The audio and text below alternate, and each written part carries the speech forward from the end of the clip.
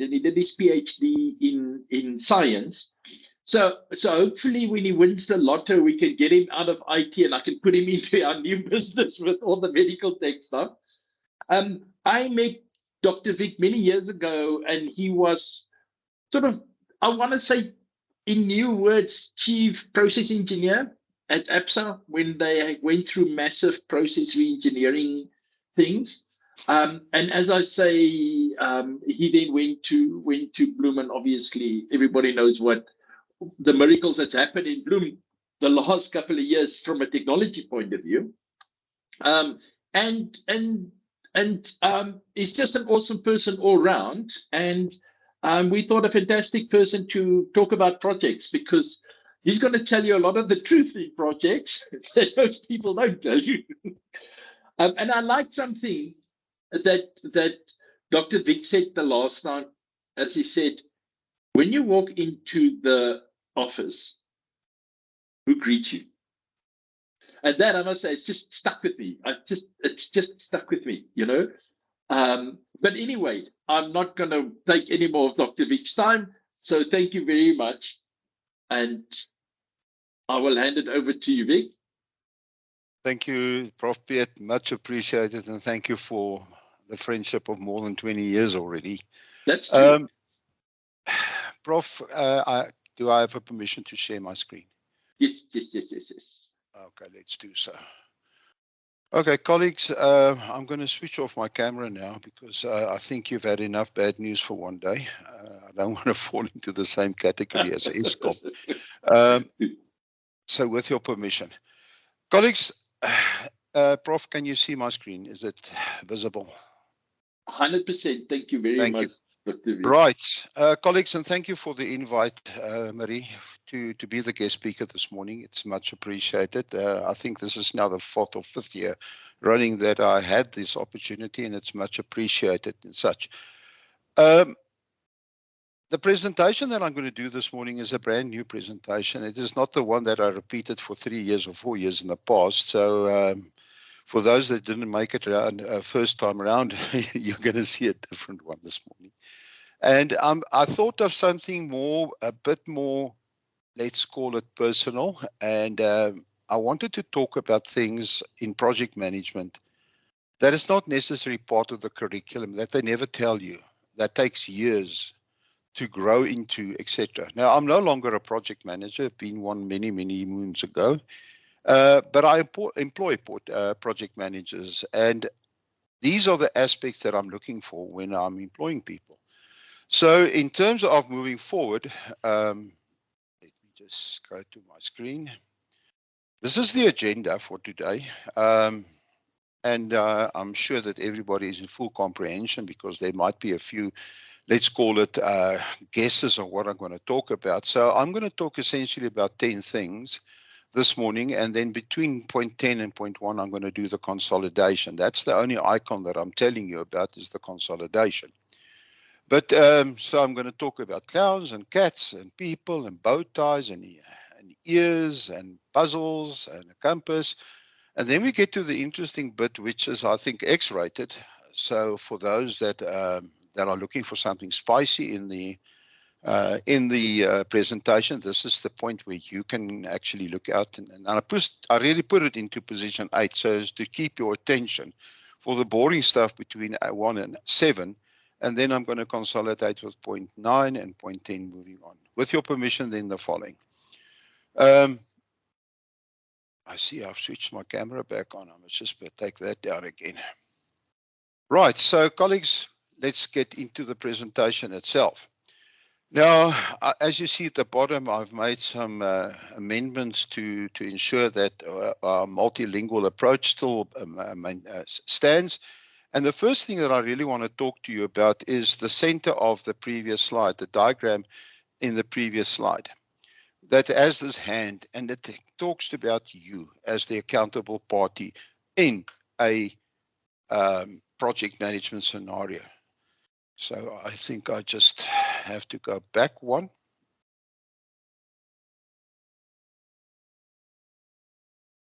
Right, and it says there, you either make yourself accountable or you'll be made accountable by your circumstances. Now, being a project manager many years ago, losing control of a project is a major issue. And the many times that I tried to recover a project in difficulty, most of the time I could not, and the project could be deemed a failure. So you need to take accountability and stay the accountable party. You are actually the project manager in this regard. And if you should lose that control over the project will define you and it will also define who you are in the next stages of your life. Right, so accountability in my mind is you're the owner of governance, which is a major portion in the world nowadays with POPI, GDPR, and all the stuff, the privacy laws, etc. But you're also the owner of the outcomes. So in a project plan, and when you were in charge of putting the project plan together, the outcomes were promises made by you, and you are now the owner of those promises. So you're obligated and liable at the end of the day. But you're also the trusted partner in that regard. So if you look at all the stuff that I've mentioned now, it's a wide variety of things such as governance, ownership, obligation, being suable or liable at this side. And the biggest thing here is that you're the trusted partner in this regard, and especially if you have to deliver major projects to a corporate, etc. For me, the how is how do you manage this? And this is where your personal strength comes in, is to embrace the change. And you need to, even though the project is a difficult one, there's constraints and restraints that you have to work with and the resources that don't perform the way you do, you still have to be in charge of the change. You have to be consistent, very focused, and you have to trust more than doing micromanagement. So in my mind, consistency versus routine versus regularity becomes a major issue in your project management psyche. You have to understand that people expect from you to be consistent, not change your plans every day or your approach every day, to make it a routine and to be regular in your decision making. So in terms of liability, ownership, that must become the culture of the project itself. So we're looking at focus and deviations and distractions. Focus in a project is a major issue, especially in the sense of being the project manager or the head of the project itself. You need to actually take care of deviations and especially the distractions that pop up during that time. This is one of my heroes. He's a Bloemfontein boy, by the way. So he comes from Bloemfontein. But an important thing here is that apart from being a rogue operator, Elon Musk is, in my mind, somebody that actually does things and makes things happen. And for that, irrespective of his ethics, irrespective of what the world in social media thinks of him, I like the idea of getting things done. And that's the issue related then to project management. It says here, you either embrace change if the alternative is disaster. And that is the punchline that I think is really important. If change is the one in extreme, disaster is definitely the other extreme. Leaders are accountable for accountability. And this is one of the things that I very late on in my life realized is that leadership means that you're also in charge of the accountability of not only a section that you manage, but also to hold other people accountable for things that you do. When you look at accountability and you look at this photo, you are always going to be the one that's different, the one that's standing out, the one that you can easily identify. You are the lightning rod of the project. You're going to be held accountable. You're going to be called when there's problems. You cannot hide in this instance in a project itself. Right. The Afrikaans for clown is grapgat. So I've tried to accommodate all languages in this. But why is this important? I think the major thing behind the face of a clown is the following. If a clown enters a palace, the clown does not become a king, but the palace becomes a circus. This is important things. Who you allow into your project. If people are clowning around in your project, the whole project becomes a circus. So you as the project manager, the accountable party, needs now to find out what is important and who you will let into your palace. If you allow clowns into your project, the alternative is disaster, as you've seen in the first instance. Right at the bottom, it says nobody likes a clown at midnight. Now, don't know if you know Stephen King, but a clown for me is a scary figure. Right, so this is about behavior and conduct. Your conduct must be professional at all times. It must be a behavior of performance, not only a behavior of control. You need to ensure that there's performance in the project. And if you've got large corporate projects to manage, it becomes a major task to ensure that you are always professional, but that you always monitor your professionalism and the performance. At Sasol many years ago, and I'm going to use the Afrikaans term, my mentor was a guy called Coetzee, he has already passed on a few years, and he said to me, you need to meet om te weet. You need to measure to really know. And if your project doesn't have these dipstick moments in them, to actually determine the actual status, not the perceived status, but the actual status against timelines, deliverables, etc. You need to measure at that point. And that's about performance. You need to be an influencer. You have to actually maintain the morale. And white and red, the attention to detail is extremely, extremely important. Now, throughout my life, I had many projects to manage. And I see one of my colleagues is already in the discussion. I find to female project managers much more focused than male project managers due to the fact, and this is just because who they are, attention to detail. Now, people, males and everybody that get project management right, actually has got a keen interest in the detail of the project. So again, the word of control emerges, and you have to stop being the victim because you can't lead from a victim position.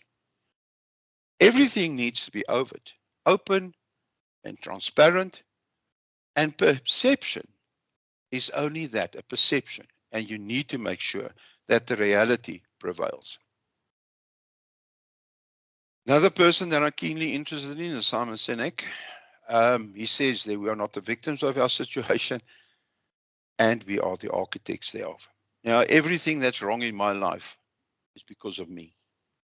And the moment that you start accepting that fact, you can actually start doing something about it. As a project manager, you're the architecture or the architect of the destiny of the project. And this is the major thing. By taking ownership, you architect a better solution at the end of the day. Now, in line with a lot of situations in our life, it says today's situation is a good example of what happens when you let clowns run the circus. Colleagues, this is a direct implication for you. If you allow things to happen, be sure that you're going to carry the consequences thereof. Don't let people with no intent to make this a success even have a decision right in your project as such. This takes some very special personalities because you need to then make sure that you as a person has got the mental capability to make sure that you run the project and not somebody else. Moving on to the cats, and the Greek, I don't want to pronounce that, is for agility. Looking at agility, success today requires the agility and drive to constantly rethink, reinvigorate, react, and reinvent. And this is Bill Gates, the famous Bill Gates. But look at the words that he's using in this quote. Success. And this is also related to the success of a project. You have to be agile, and this is not agile in terms of physical terms, but the ability to mentally entertain more than one viewpoint, to drive constantly, to keep on going, because your only focus is the project. To be agile, you have to rethink, reinvigorate, react, and reinvent. And this is extremely important when a project runs into difficulties. Is to actually rethink the situation, reinvigorate, but lead from the front. You cannot lead from the end of a queue, but to react and reinvent. It says there, I don't like cats. I cannot finish them in one sitting. And that is important for me, yours truly. Agility and plasticity means that, sorry, is the need to, okay. Agility and plasticity, ability to adopt and adapt. Now, in the world of IT, this is a major contributor of success. The ability to adopt new ideas in your project and to adapt to them constantly, to be open-minded, to learn, unlearn, and learn again. And this is what the new paradigm will be for the future in my mind. Very few of us end up where we started off in life. Our first degrees and our second degrees and stuff fade into the past. They're only papers on the wall because you've had many opportunities to learn, to unlearn what you've heard and known and trusted, and to learn again. And that's how you actually move on. It's to trust your judgment and just look at the facts, the facts, the facts. And then there's a saying that says, leaders eat last. Colleagues, you have to look after your participants in a project. You've got to trust them. You have to lead them to be people that adopt and adapt. So you've got to consider and entertain all alternatives. Trust, ingest. There's so many truths in a little joke that's been made along the way. You need to find those truths. Nothing is ever cast in concrete. It's more like clay for me. Keep the desired outcome up front, and you win when the team wins. That's where the leader eats last. Right, from the project management social media, I've seen further. It is by standing on the shoulders of giants. Colleagues, you're only as good as the team that you lead. You will perish with your team, but you'll also really have a success if your team is successful. And in a project, this is actually more important than anything else. Let's get to networking. This for me is always an important thing. It says here, everyone you will ever meet knows something that you do not know. A very important issue. You're never in full control of all the facts. Make sure that you understand the participants and who you trust in your network at that point. Sorry, apologies. And to a large extent, your network defines who you are. This is why Prof. Piet is important in my future. Your network defines who you are. Be selective of who you invite into your network. And then membership is based on a particular value add. Colleagues, people have millions and thousands of Facebook followers. The day that he dies as an individual. And nobody will actually be at your funeral. So look at your membership based on value add. Not only who you know, based on what the value is that they add to you in your life and you in their lives or their professions. You are known by who you is in your personal network. And a thing that I've always believed in, and this is not my wisdom, trust is the oil that lubricates the gears of relationships. And this comes from my mentor at Cecil many years ago. You've got to have trust in a relationship because that lubricates the gears for that relationship to work. The relationship protects the interest of all. And this is something that we seldom acknowledge, but we often encounter in our daily work. The how? Affiliation is a conscious decision You need to decide who becomes part of your network. And I'm not talking about a social network. I'm talking about your professional network. You need to strive to fully understand the interests of all in your network, and then to keep on communicating, communicating, and communicating again. Right. The African proverb says, if you want to go fast, you go alone. But if you want to go far, you go with others. And this is the important bit for me in a team, is that you need the people around you to move. You cannot move by yourself, especially in a project mode. It's not you. You know, it is who knows you at the end of the day. That's important in this regard. Right, the bow tie. If you look at a bow tie, the knot in the middle controls everything. It controls to the left and to the right and brings it all together. Losing control of projects management is like herding cats, and that is I've found this many times over in my life. It says at the bottom, I'm not really a control freak, but I can show you the right way to do that. Important in terms of this, your locus of control is where the center of your control is. The buck stops here. An old saying by Harry S. Truman, if you do not claim an identity, one will be given to you. When I was still living in Gauteng, there was always a saying, if you go to the East Rand, they stop you before you enter the town, and they search you for a knife. If you don't have one, they issue you one. So if you don't claim an identity, one will be given to you.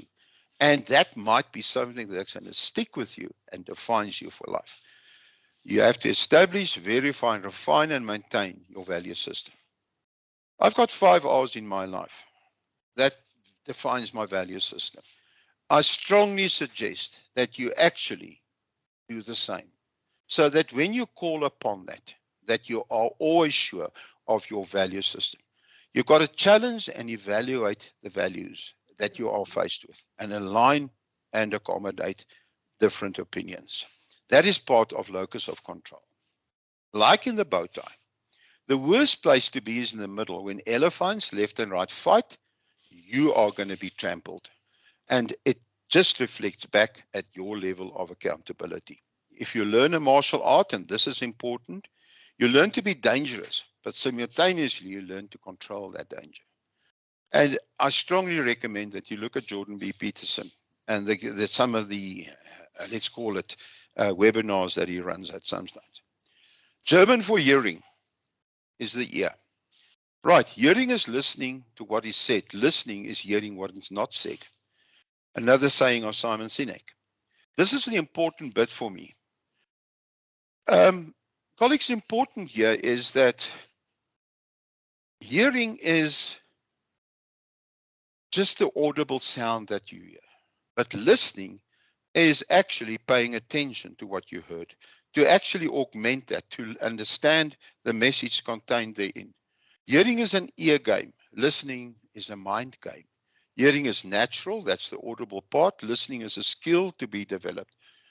Colleagues, a major thing for me is the first point of how. You need to listen to understand, not to respond. And this is the important bit for me. First, make sure that you hear everything and then you listen to respond thereafter. Hearing is natural. It's a listening skill to be developed. Listening is to comprehend. And non-verbal communication, this is where the body language and all of that comes in. It's just as important in communication, even though you might not think it is.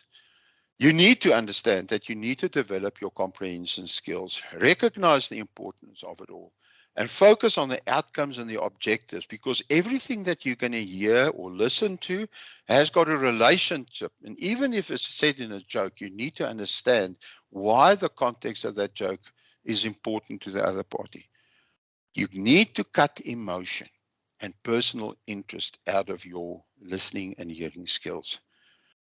We tend to get lost in emotions. We tend to get lost in personal interest. This is the important bit that sometimes is not said when you are trained as a project manager. Listening is not merely hearing. Listening is reacting. Listening is being affected by what you hear. Listening is active, as we've just said. Right. Carl Rogers, one of the people that I quite often read on, made this stating, we think we listen, but we really do listen. And this is really important.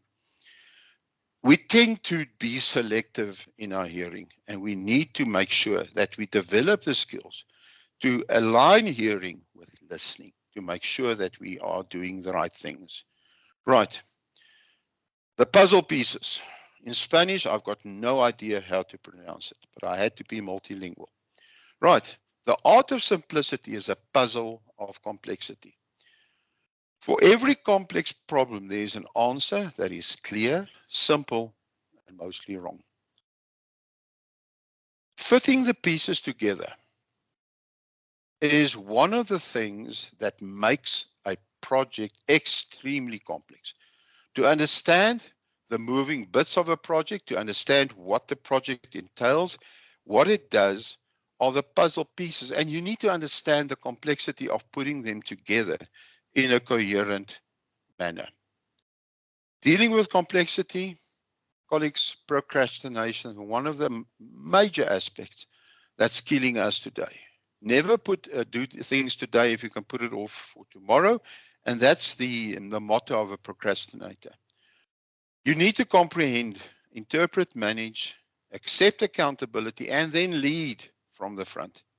You need to facilitate change, adopt an open approach. These are things that you've heard over and over this morning already. But when you deal with complexity, one of the major issues, and this applies to any management job that you will ever do in your life, you need to look for patterns. Patterns tell a story. Things that happen, it's happening in a repetitive manner becomes important. Things that actually pop up at a certain situation, patterns. We do it at work when people don't pitch up for work on a Monday. We start seeing that this guy also takes off on a Friday, so every weekend is a long weekend. And then we start looking at the patterns that arrives, and we see after a while that there might be a problem in this regard. You have to find the root cause of things, and then you have to create a safe intellectual space for people, not a physical space, an intellectual space where they can actually look for idea generation. If you close your environment, the ideas don't come forward. Ideas are not facilitated. So the safe intellectual space is a space where you let people talk, where you listen and hear, comprehend, understand, and then react after you've got the facts. And a major thing that I even run in my department at this stage is a common language, a common understanding of where we're going, a common understanding of the objectives of the project, a common understanding of your leadership style, a common understanding of what the expectations are. People should not doubt that if a timeline is not met, that it might have been an isolated case. You need to establish a common frame of reference and a common language to ensure that there's a common understanding amongst everybody. Winston Churchill, out of intense complexities, intense simplicities emerge. They say 2020 vision is perfect vision, and hindsight is 2020 vision. The ability is not to, after the event, make sense of complexities. The art here is to actually understand the complexities in the situation that you are in that moment. And if you're out of a project, if you've let yourself stray off the project, getting into that mode of understanding the complexity and what it consists of gets lost in that regard.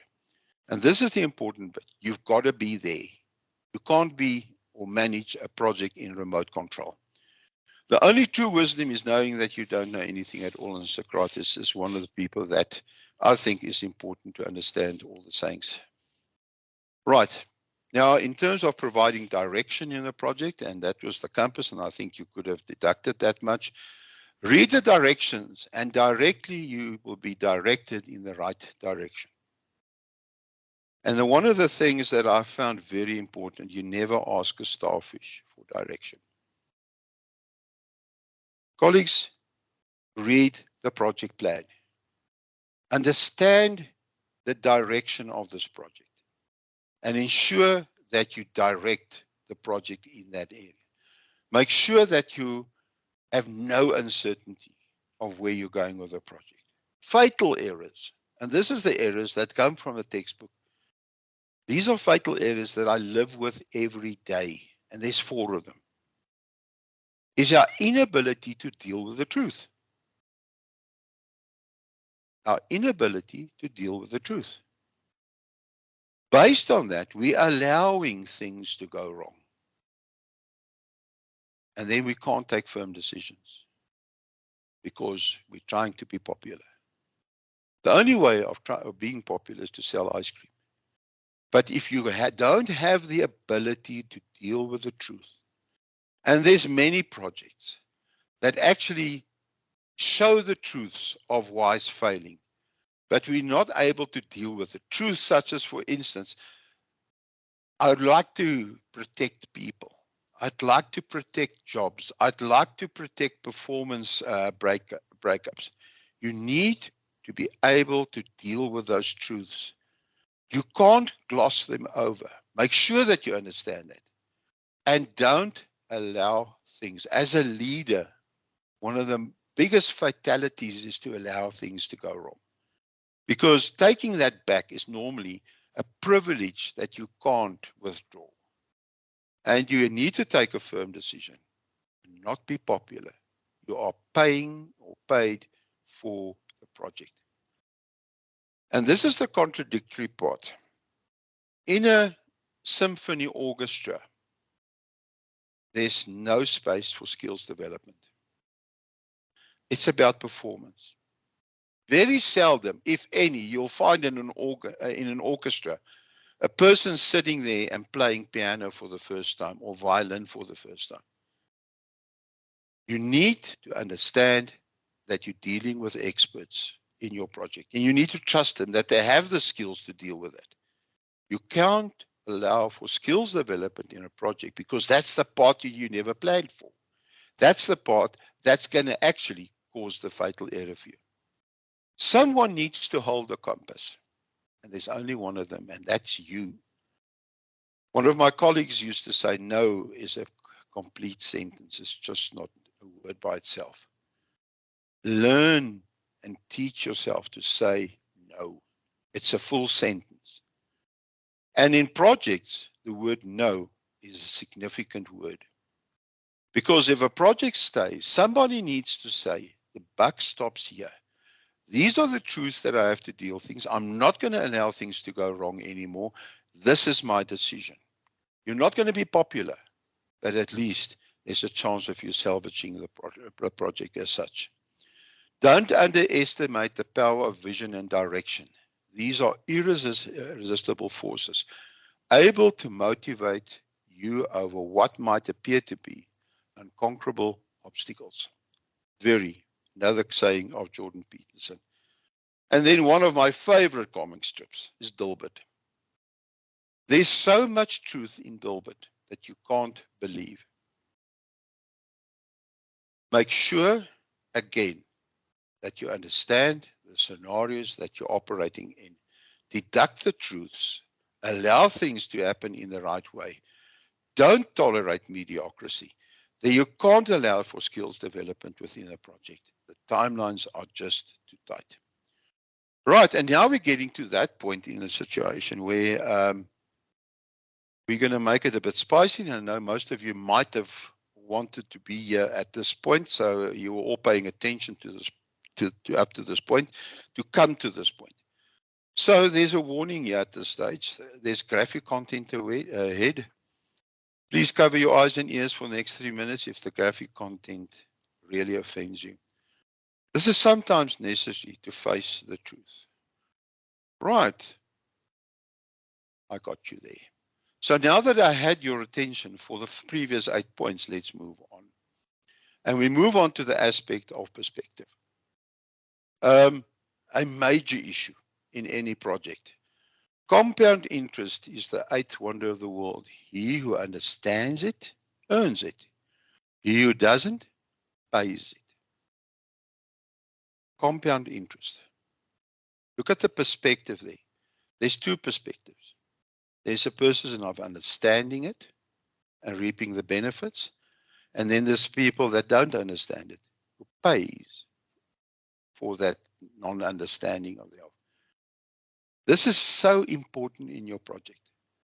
You need to understand everything, every small detail. Attention to detail, as I've mentioned in one of the previous slides, is so important. If you fail to recognize that, you're going to be the party that pays the price for that.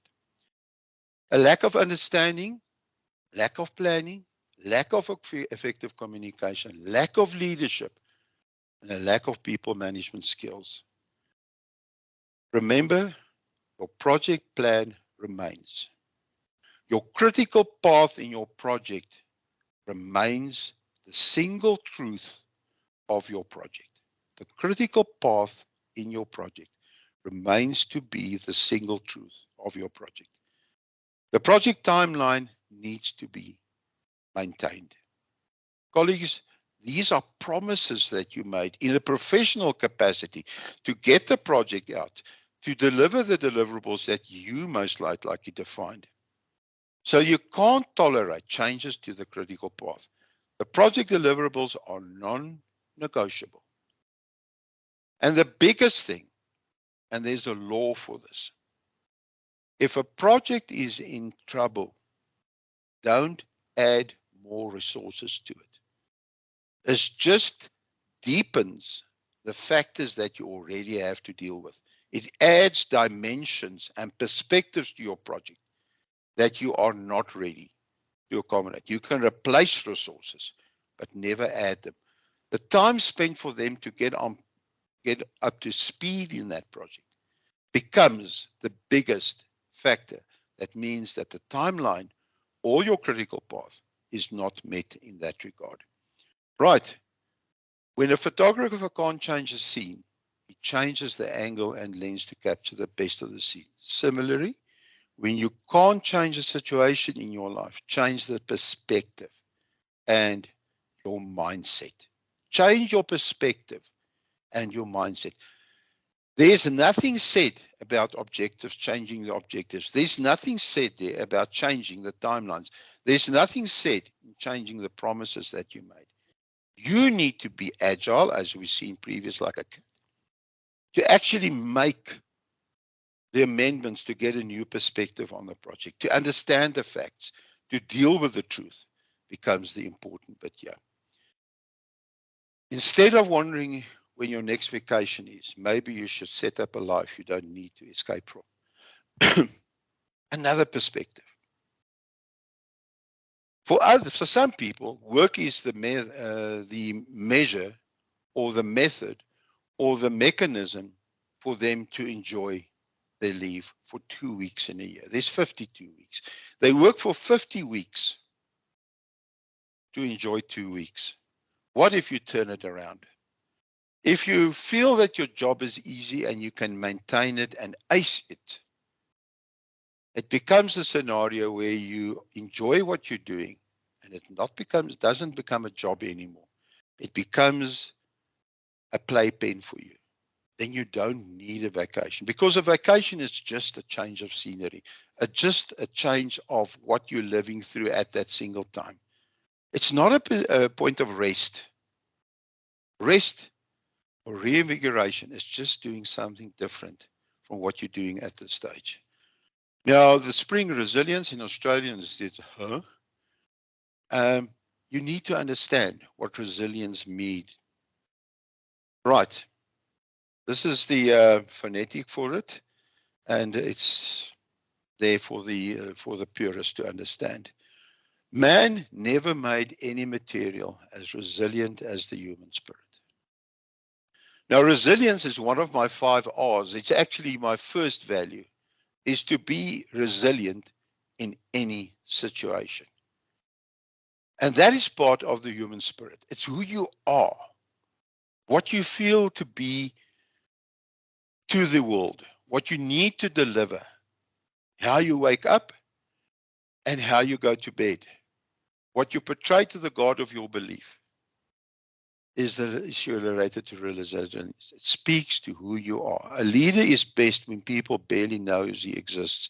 When his work is done, his aim fulfilled, they will say, we did it ourselves.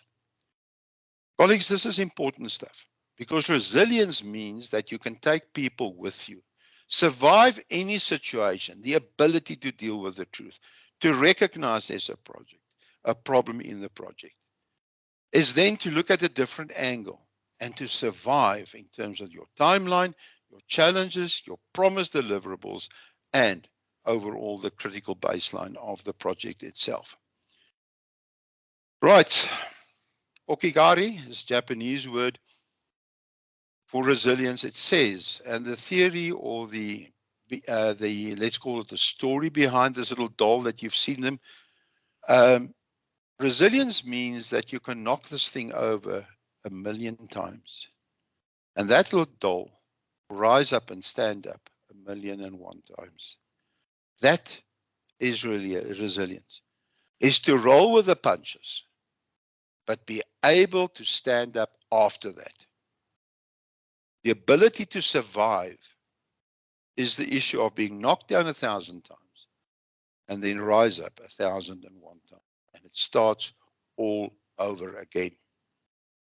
My dad was a pilot in the Second World War, passed on many, many years ago. And he told me these Japanese stories. And this is one of the stories that I remember from my early days as a kid that I didn't really fully understand. This is a personal thing for me, to be resilient, because it's something that my father taught me. And he wasn't an educated man. But he taught me this little doll will always stand up. And that was part of the ethic and the morale of the Japanese nation as a nation after the Second World War. They were obliterated, but they stood up to be a world power. And they are today. You can knock them down 1,000 times. As a project leader, as a project manager, you can be knocked down 1,000 times, and you will. There's a guarantee for that. But the ability to survive your circumstances, the ability to survive the onslaught, the ability to survive non-performance, to recover from that and stand up as the leader makes you a leader in all sense. Right. I'm an Apple advocate. Steve Jobs said, the people who are crazy enough to think they can change the world are actually the ones doing it. Colleagues, and this is part of resilience. To have a little bit of madness in your soul, to understand that you can make the change. And then something from Sun Tzu, victorious warriors win first, then go to war, while defeated warriors go to war first and then seek to win. There's so much truth in this saying. If you do not prepare victorious warriors, your project plan, how you execute it, be on top of things, you will be victorious in war. But if you go into a project without realizing what you're going to be challenged with, without doing the scenario planning attached to it, without really understanding your risk profile, understanding the financial constraints, you're going to have a tough time surviving when you're already in the project itself. Plan your battles, plan your wars. Now we get to the consolidation. In Afrikaans, nou gaan ons braai.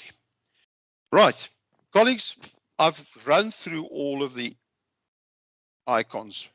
The first one is about conduct, behavior, to be adaptive, to have network relationships, to have a locus of control in yourself, to listen and hear, to deal with the complexities, to lead and direct, to have a different perspective and resilience. Now, attached to that, this is the profile that I apply when I look for project managers, when I appoint them. I look for this profile. So I don't look at your PMP or whatever you have in project management. I assume that when you applied, you were honest enough to say you have the qualifications. But I'm looking at these issues, and they're all psycho issues in terms of your psyche and who you are. And sometimes a profile looks like this.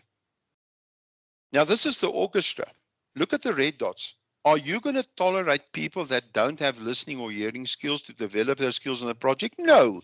If people can't have different perspectives, no. Then I'm asking myself, do you qualify to apply for a position in my department? Colleagues, you is what it's all about. Remember this hand? It's all about you. Colleagues, you've had all the opportunities now to understand me. And if you paid attention, I told you my favorite songs in life. I told you who I'm married to, when I was born, my qualifications. It's all about you. Thank you for listening to me. And this is my favorite comic strip. Prof. Piet, I'm done. Thank you. Dr. Fick, what an amazing, amazing, amazing presentation. Thank you so much. Thank you, Jay. I think this goes far beyond just project management.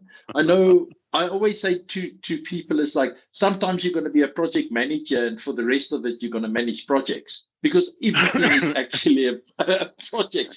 No, And this don't is do this to me. and this Okay. is real life lessons. And I thank you so much from the bottom of my heart, Vic. This was absolutely amazing. I'm glad that you enjoyed it. Thank you, Jay. Much appreciated. Any questions for Dr. Vic? You see, you're getting all the hands up and all the claps and stuff. I can't see. Let me see if I can get my yeah, okay, now I can see. Are there any questions? There's people, I see one hand being raised, two hands being raised. Okay. Right. So, Bobby? Thank you, Prof. Thank you. Thank you. Just want to pass our greatest gratitude for the nice presentation that strikes the balance between the real workplace and the real life. It was so amazing. But how Thank you. interested I was to hear the 5 R's in you. Okay. I was so keen to hear them. Thank you. The first one is resilience. The second one is reliable. The third one is to be real. The fourth one is to have a religion, to have something to believe in. And the fifth one I'm going to leave for you to decide for yourself. I know what that one is. Thank you so much. I really appreciate it. Thank you. Thank you, Spimo. I saw Carlos and who else has got hands up? I just wanted to clap hands and then I pushed the wrong button. But yeah, I really enjoyed it. Yeah, I enjoyed the almost I want to say the practicality and it's not over complicated. It's something that, you know, if you made notes, I made quite a few notes. It's something you can always go back to and almost use as a template or as a Yeah. nice guidance for any sort of thing that you want to approach, whether it's a big project, something small, even a small project at home maybe, or in your personal life. It's thank you for the guidelines. And I think if I can just add to that, Nivik, is remember that this is the magic. The rest is just the process. I like that. Much appreciated. You know, Prof, I think the important bit here is that this comes from the heart. It's not something from a textbook. Yeah. This is who I am. And what I believe in. This is my value structure. And if they looked at the left-hand corner of the presentation, I'm not quite sure if I can show that to you. One of the issues was there to say that you have to pay attention to things that's detail in life. So I'm going to take you, with your permission, back to the first slide. Right in the beginning, you'll see that. Let me put it up there for you. I hope you can see that. In the bottom corner of the presentation, there was. Let me go there. Yeah. There's my date of birth. So you're the same year as me, Vic? Ja, ons is ou manne. There's my favorite songs from years ago. Yeah. Yeah, and if you, Scorpions. yeah, No, no, I worked in New Delhi. yeah, I saw those. They're amazing. Yeah, so if you looked at that, you would actually find out who I am in the presentation. So I've even actually divulged my wife's name, where I've worked, what my favorite color is, what my music genres are, my favorite book. Latest song that I like is, it's a Lady Gaga song. I worked in Austin, Texas as well. My photography and music. Another piece of music that I like, I'm a metal fan. These are just qualifications. So if you looked at the presentation, by now you would have seen who I am. Right, Prof, thank you for everything. Much appreciated. I really do hope that I added value to your program. Enormous value, Dr. Vic. I see I've got another hand up for you. Let me just see who it is.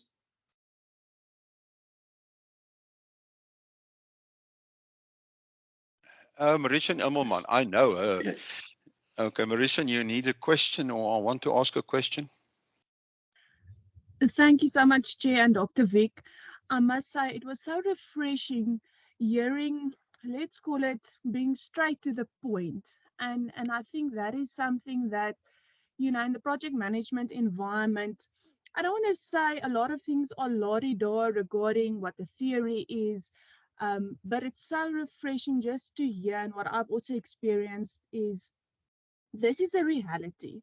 This is what you have to be. This is what you have to do. And I really hope that for those who listen today, that we can apply it in practice, and that it sort of that it has a ripple effect to the rest of the the world, our close-knit environment, so that people really start to understand what project management is about. And I must say, Dr. Vic, you had me when I saw that one of your favorite songs is from Cher. So I did see that, but thank you so much for a very insightful presentation.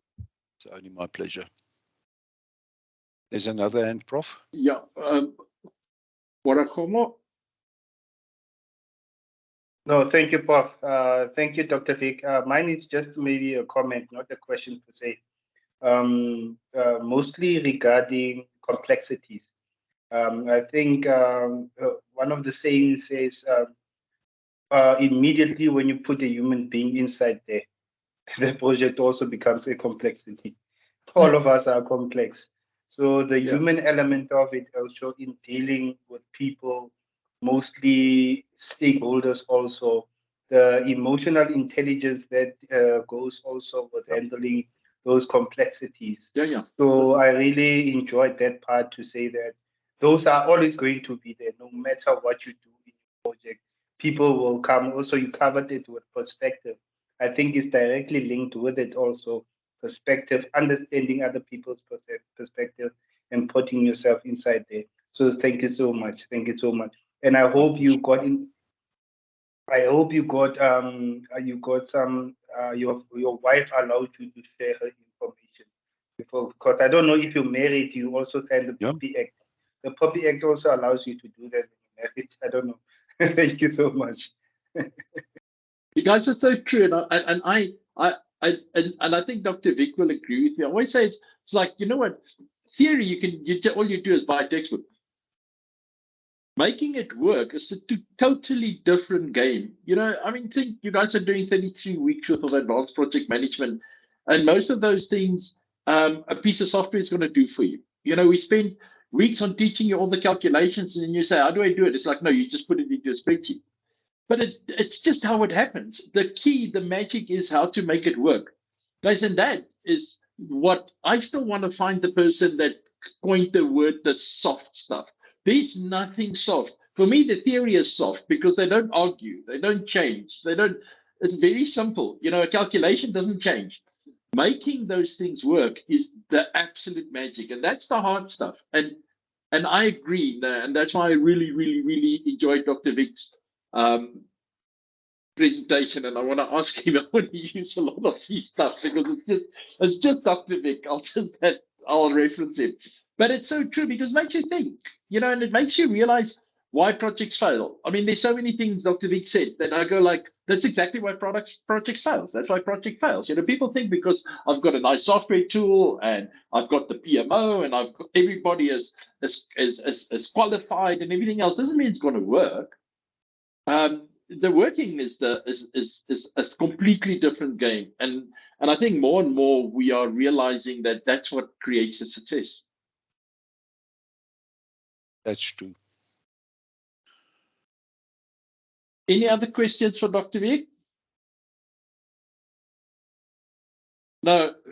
So we call him Dr. Vic because he's a CIO, but Dr. Vic's actually a professor as well, just so that you guys know. So, as you can see, a bloody good one too. Okay, we've got another hand here. Tabiseng. Thank you, Doctor. If there's one thing that I take away from the session is the Isaac Newton's quote, if I've seen further, it's by standing on the shoulders of giants. Yep. I think for me, it's being intentional about your professional network and being real, standing your ground and be willing to unlearn certain things and learn new things. So I really appreciate that. Thank you. That is so true. What you're saying. I grew up in a town called Van der Walt, and I was going out with a girl that was whose friend was his dad was the richest guy in the Fault Triangle, right? Good choice. And I said to them once, I said to him, "What do you think makes you successful?" And he says, "Well, I'm stupid enough to know I can't do it, so I just hire good people to do it and empower them to do it." And again, that's part of what you're saying is like, if you empower people, they will lift you with them. And like one of the things Dr. Vic said is a good leader, and that is for me is if you're that good leader that's quiet but leads from the front, and people think they did it themselves, your whole change management has happened. Yeah, that's very true. That's Hubert, and I think then we got to let Dr. Vic go. Otherwise, I'll keep him here the whole day. Okay. Thank you very much, Dr. Vic, for presentation. I just said, wow, I was really paying attention because when you started the presentation, I started to see what was on the bottom of the screen, and I realized that, oh, okay, yep. He's married to Monica. He likes this, he likes that. and I was also keen to know, but at the same time paying attention to what you're saying.